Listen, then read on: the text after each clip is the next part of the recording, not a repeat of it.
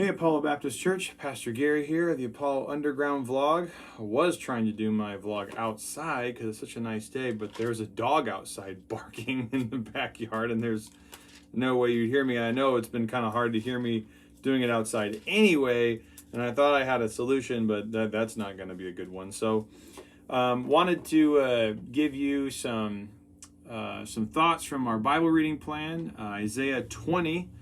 Pastor Jim gave us a really great word from chapter 19 on Monday, so about 5 days ago. And then today I want to talk to you about chapter 20 and some things that Isaiah says here and what it means for us. He says in chapter 20, it's a very short chapter. It's only it's only 6 verses. I'm going to read the last 2 verses. And it says this: "Then they shall be dismayed and ashamed because of Cush their hope, and of Egypt their boast. And the inhabitants of this coastland will say in that day, Behold, this is what has happened to those in whom we hoped, and to whom we fled for help, to be delivered from the king of Assyria. And we, how shall we escape?" You know, it's not a good idea to put your hope in anything besides God. There are a lot of things that we hope in sometimes that we shouldn't. Sometimes we hope in a president. Sometimes we hope in a government. Sometimes we hope in a culture. Sometimes we hope in a nation like these. Sometimes we hope in our family, or we hope in our social status, our office, our authority. There's all kinds of things that we hope in. But if they're not God, they're going to go the way of all the earth. And at the end of the day, us and everyone else are just going to ask the question, man, what happened? That's what he says. He goes, what happened to those in whom we hoped? And we're going to go, man, what happened to those in whom we hoped?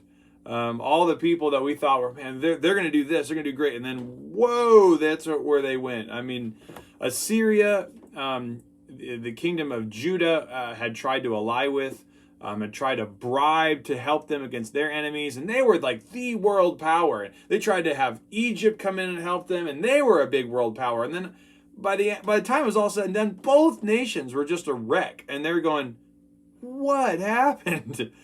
What happened to all these people in whom we hoped? And considering this, that's how all the things in which we hoped went. How are we going to escape?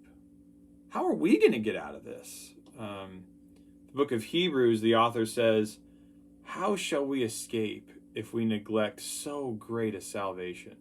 How shall we escape if we neglect a salvation? Not if we if the salvation doesn't work. It's just if we neglect it. If God gives us salvation and we don't take it and try to get salvation from something else, how are we going to escape?